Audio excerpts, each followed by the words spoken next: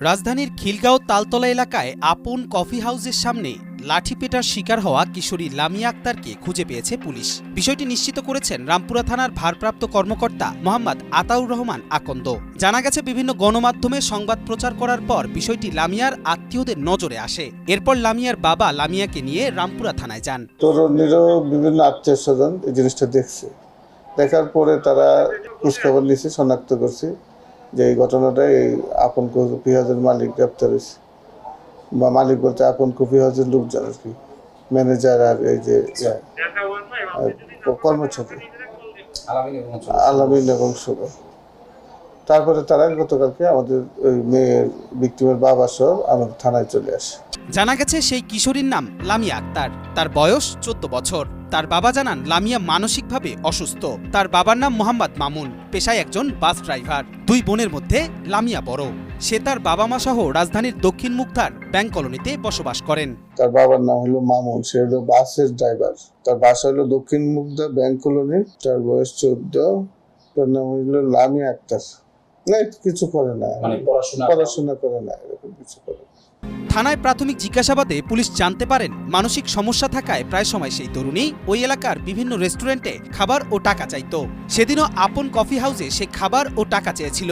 এতেই এক পর্যায়ে ঘটে এমন অপ্রীতিকর ঘটনা। তবে লামিয়ার সাথে কোনো কিশোর গ্যাং কিংবা সংঘবদ্ধ চক্র নেই বলে জানান রামপুরা থানার ভারপ্রাপ্ত কর্মকর্তা মোহাম্মদ আতাউর রহমান আকন্দ। মানসিক কিছু ডিস্টার্ব এবং ক্ষুধার্ত ছিল, এবং ভিকটিমও স্বীকার করে যে আমি ক্ষুধার জন্য বা ক্ষুধা লাগছে তাই ঢুকছিলাম খাওয়ার জন্য, কিছু খাবার চাইছিলাম। হয়তো দু একজনের কাছে টাকাও চাইছে, আরো দু একবার আসছে, সেও বলছে, স্বীকার করছে যে আমি আরো দু একবার আসছি, কিন্তু আমাকে তখন কেউ মারধর করে নাই। এবং সে বললো যে আমাকে তারা খাবার চাইছি, খাবার না দিতে পারে, কিন্তু আমাকে তো মারতে পারে না, আবার এইটুকু সে বললে।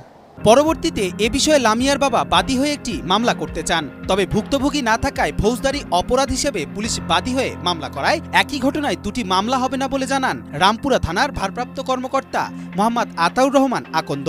পরবর্তীতে থানা থেকে লামিয়াকে আদালতে পাঠানো হয় এ বিষয়ে জবানবন্দি দিতে। মামলা করবো আপন কফি হাউসের বিরুদ্ধে। তা আমরা বললাম যে মামলা তো আমরা করে ফেলছি, আপনারা এটাতেই সাক্ষী প্রমাণ দেন, আমরা এটাকে এস্টাবলিশ করে কোর্টে জমা দেবো। একই ঘটনাতে দুইটা মামলা হতে পারে না। বাইরে যারা জবানবন্দি রেকর্ড করে দিল, বিজ্ঞ আদালতে প্রেরণ করি, ম্যাজিস্ট্রেটের সামনে সুপর্দ করি। ওইখানে ভিকটিম তার বিস্তারিত ঘটনা প্রকাশ করে। একজন মানসিকভাবে অসুস্থ জেনেও এভাবে গায়ে হাত তোলা কোনোভাবেই উচিত হয়নি দাবি সাধারণের। মেয়েটাকে এভাবে মারাটা উচিত হয়নি, এই জিনিসটা পুলিশ কমপ্লেন করা উচিত ছিল। এভাবে মারধর করে দেয়, রেস্টুরেন্টের একটা নাম খারাপ হয়েছে, জিনিসটা আসলে এক্সপেক্ট করা যায় না তাদের থেকে যে তারা এরকম বিহেভটা করবে।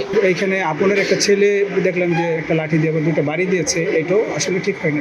কিশোরীকে মারধরের ঘটনায় প্রতিষ্ঠানটির 2 জন কর্মচারীকে রিমান্ডে পাঠিয়েছে আদালত।